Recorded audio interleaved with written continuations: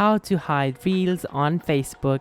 Hi guys, in this video I will tell you how you guys can hide your reels on Facebook. So the process is very easy and it doesn't take much time as well. So firstly you just have to come on to Facebook, and then once you guys are on your profile, and also guys, this process is the exact same for your phone and for your computer as well, but I'm doing it on a computer because it's more easier this way. So once you guys have Facebook in your computer, after that simply choose the reel that you want to hide, then click on these three buttons over here at the top right.